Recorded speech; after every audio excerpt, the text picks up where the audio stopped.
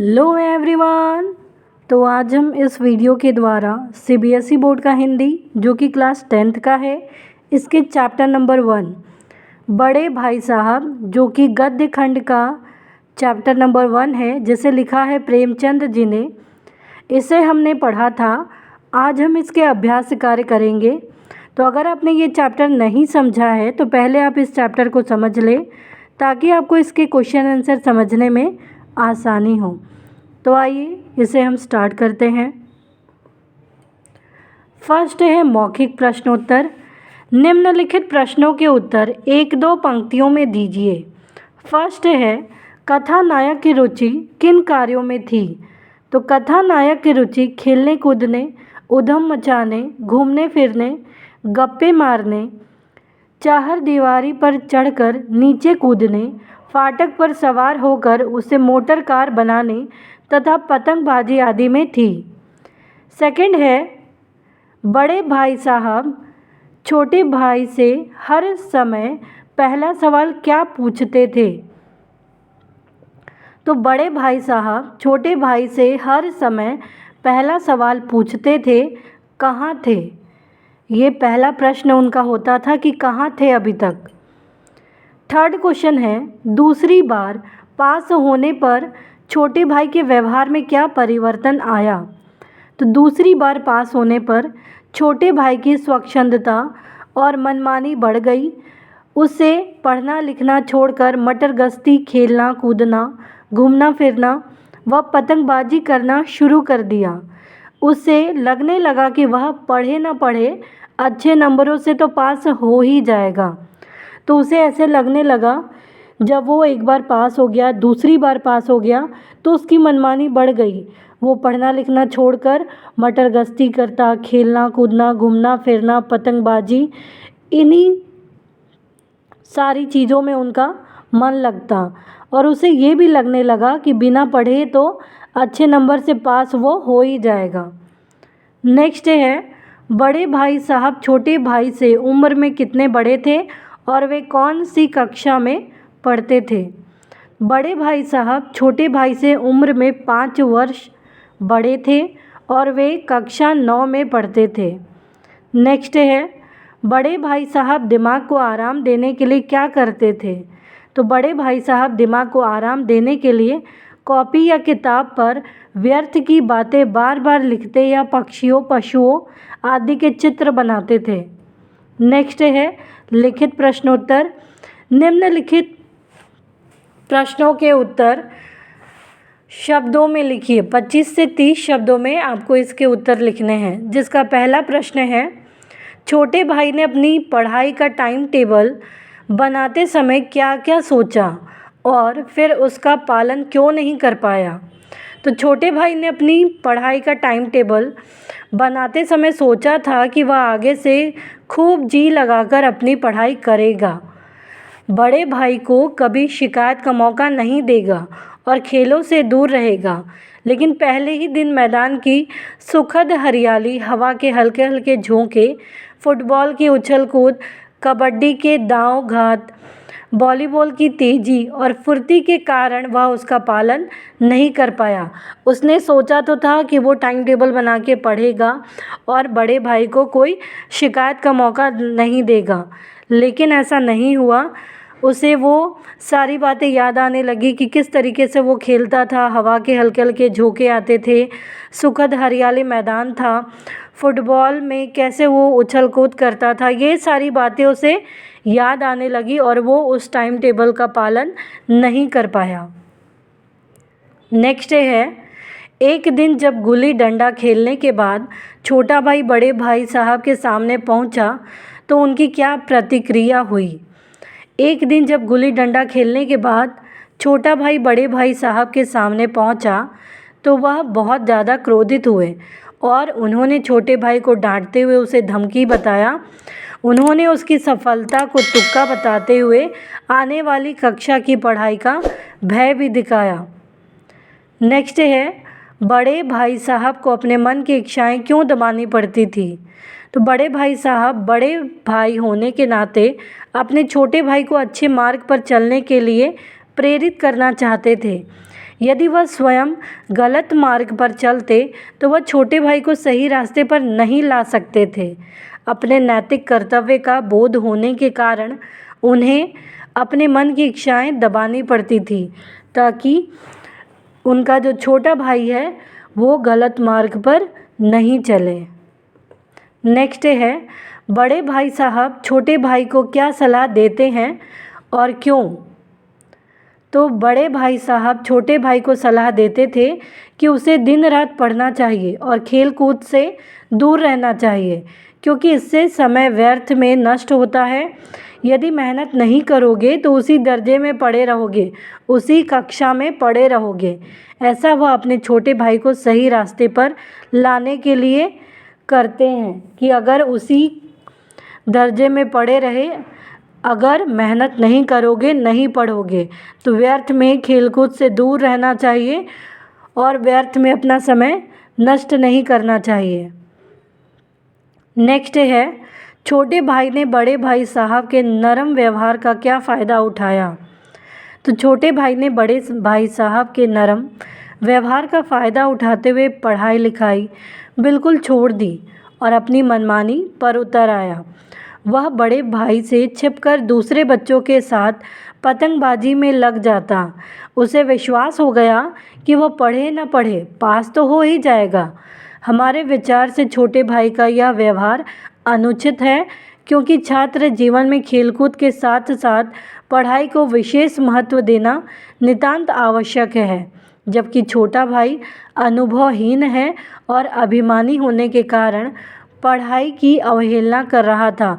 उसे नहीं पता था कि पढ़ाई का क्या महत्व है, क्योंकि उसे उतना अनुभव नहीं था और अभिमानी होने के कारण वो पढ़ाई के महत्व को समझ नहीं पा रहा था।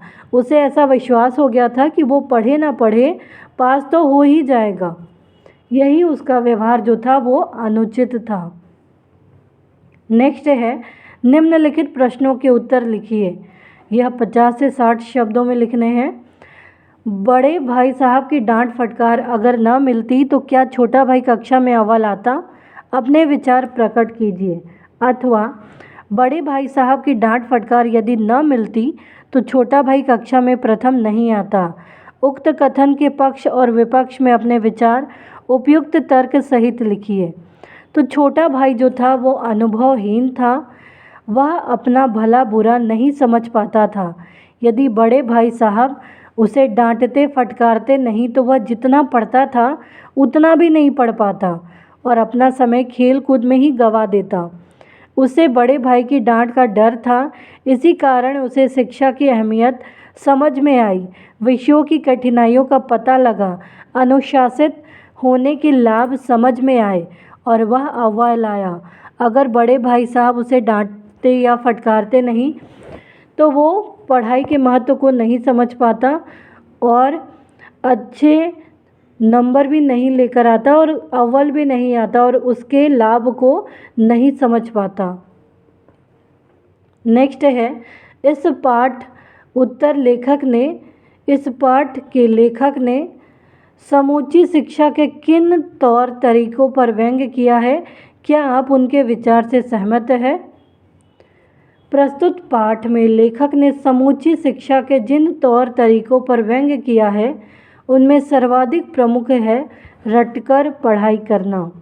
इसका साक्षात प्रमाण है बड़े भाई, जो दिन रात पुस्तक के एक एक शब्द को रटते रहते हैं और उनका अर्थ जानने की कोशिश ही नहीं करते। इसके अतिरिक्त खेल कूद को व्यर्थ समझना भी सही नहीं है। मैं इस विचार से सहमत नहीं हूँ। विषय को समझने के स्थान पर केवल रटने पर ही जोर देना व्यर्थ है। किताबी ज्ञान के साथ साथ व्यवहारिक ज्ञान भी आवश्यक है। तो सिर्फ रटना ही सही नहीं है।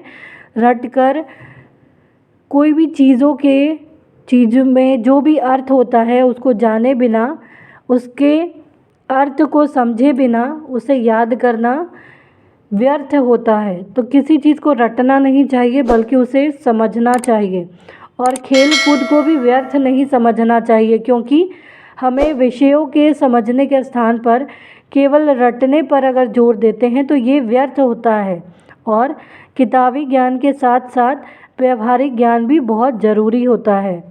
नेक्स्ट है, बड़े भाई साहब के अनुसार जीवन की समझ कैसे आती है। तो बड़े भाई साहब के अनुसार जीवन की समझ केवल पुस्तकें पढ़कर नहीं बल्कि दुनिया को देखकर आती है। वही व्यक्ति अधिक समझदार माना जाता है जिसे दुनिया देखने और समझने का अधिक अनुभव हो। यही कारण है कि किताबें पढ़कर परीक्षा पास कर लेना बहुत बड़ी बात नहीं है। असली बात है उस पढ़ी हुई शिक्षा को अपने जीवन में उतारना व लागू करना। जीवन का व्यवहारिक अनुभव ही व्यक्ति को अधिक महत्वपूर्ण बनाता है। उदाहरण के लिए घरों में बड़े बुजुर्ग कम शिक्षा पाकर भी समस्याओं से अधिक कुशलता से निपटते हैं। जो भी समस्या उनके जीवन में आती है वो बहुत ही कुशलता से उन चीज़ों से निपटते हैं। क्यों? क्योंकि उनमें वो अनुभव होता है, इसीलिए। नेक्स्ट है, छोटे भाई के मन में बड़े भाई साहब के प्रति श्रद्धा क्यों उत्पन्न हुई। तो छोटे भाई को खेलना बहुत पसंद था। जब बहुत खेलने के बाद भी उसने अपनी कक्षा में प्रथम स्थान प्राप्त किया तो उसे स्वयं पर अभिमान हो गया, घमंड हो गया। अब उसके मन से बड़े भाई का डर भी जाता रहा। एक दिन पतंग उड़ाते समय उसे बड़े भाई ने पकड़ लिया। उन्होंने उसे समझाया और अगली कक्षा की पढ़ाई की कठिनाइयों का एहसास भी दिलाया। उन्होंने बताया कि वह कैसे उसके भविष्य के कारण अपने बचपन का गला घोट रहे हैं। उनकी बातें सुनकर छोटे भाई की आंखें खुल गई। उसे समझ में आ गया कि उसके अव्वल आने के पीछे बड़े भाई की प्रेरणा ही है। इससे उसके मन में बड़े भाई के प्रति श्रद्धा उत्पन्न हुई। जब उन्होंने बड़े भाई की बातों को समझा कि कितने कठिनाइयों के बावजूद उन्होंने अपने बचपन का गला घोटकर अपने छोटे भाई को पढ़ाया है। बड़े भाई की स्वभावगत विशेषताएं बताइए। बड़े भाई साहब अध्ययनशील, परिश्रमी एवं धुन के पक्के थे। चाहे उन्हें समझ में न भी आए फिर भी परिश्रम करते रहते हैं। वह छोटों के मार्गदर्शक भी हैं। वह अपने छोटे भाई को तरह तरह से समझाते हैं। वे उपदेशक की कला में भी विशेषज्ञ थे। वे अपने छोटे भाई को उपदेश देते समय अनेक प्रकार के उदाहरण देते थे। वे अनुशासन प्रिय एवं सिद्धांतों में विश्वास करने वाले व्यक्ति थे। नेक्स्ट है, बड़े भाई साहब ने जिंदगी के अनुभव और किताबी ज्ञान में किसे और क्यों महत्वपूर्ण माना है। तो बड़े भाई साहब ने जिंदगी के अनुभव को अधिक महत्वपूर्ण माना है। उनके अनुसार अनुभव से ही मनुष्य की जीवन की सही समझ आती है और वह बिगड़े हुए कामों को सही कर सकता है। घर के छोटे बड़े काम से लेकर घर के बाहर के विशेषज्ञतापूर्ण कार्यों में अनुभव ही काम आता है।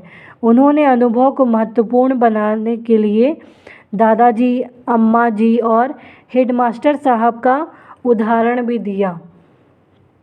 तो सिर्फ किताबी ज्ञान में से यहाँ ज़िंदगी के जितने भी अनुभव होते हैं वो ज़्यादा महत्वपूर्ण होते हैं, क्योंकि अनुभव से ही जीवन की सही समझ आती है और बिगड़े हुए कामों को सही किया जा सकता है। छोटा बड़ा कैसा भी काम हो वो अनुभव के कारण ही जल्दी उससे निपटा जा सकता है। और अनुभव के महत्व को बताने के लिए ही दादाजी, अम्मा जी और हेडमास्टर साहब का उदाहरण भी लेखक देते हैं। नेक्स्ट है, बताइए पाठ के किन अंशों से पता चलता है कि छोटा भाई अपने भाई साहब का आदर करता है। तो पतंगबाजी के समय बड़े भाई ने समझाया कि वह बड़ा है, उसे गलत राह पर नहीं जाने देगा। वह भले ही फेल हो जाए पर छोटे भाई को फेल नहीं होने देगा। यह सुनकर छोटे भाई के मन में बड़े भाई के लिए आदर भर आता है। नेक्स्ट है, भाई साहब को ज़िंदगी का अच्छा अनुभव है। तो बड़े भाई को ज़िंदगी का बड़ा अनुभव है। वे जानते हैं कि दादा ने अपनी मेहनत की कमाई और कुशलता से परिवार का पालन किया है। वह यह भी जानते हैं कि अपनी इच्छाओं पर काबू करके ही वह छोटे भाई को ठीक रख सकते हैं। नेक्स्ट है, भाई साहब के भीतर भी एक बच्चा है। संयोग से उसी वक्त एक कटी हुई पतंग हमारे ऊपर से गुजरी। उसकी डोर लटक रही थी। लड़कों का एक गोल पीछे पीछे दौड़ा चला आता था। भाई साहब लंबे थे, उन्होंने ही उछलकर उसकी डोर पकड़ ली और बेतहाशा हॉस्टल की ओर दौड़े। मैं पीछे पीछे दौड़ रहा था। मैं उनके भीतर बच्चा होने का प्रमाण देख रहा था कि उनके अंदर भी एक बच्चा है। नेक्स्ट है, भाई साहब छोटे भाई का भला चाहते हैं। तो बड़े भाई साहब छोटे भाई को ज़्यादा खेलने के लिए डांटते, उसको भला बुरा समझाते, गलत सही को समझाते। वह चाहते थे कि उनका छोटा भाई ठीक रहे और अव्वल आए। नेक्स्ट है, निम्नलिखित के आशय स्पष्ट कीजिए। जिसमें पहला क्वेश्चन है, इम्तिहान पास कर लेना कोई बड़ी चीज़ नहीं, असल चीज़ है बुद्धि का विकास।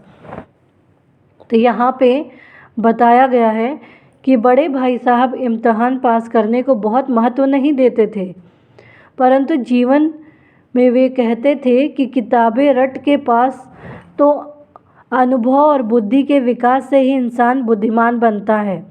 इसीलिए इम्तिहान पास कर लेने से अधिक महत्वपूर्ण बात अनुभव का होना व व्यक्ति का बुद्धिमान होना है।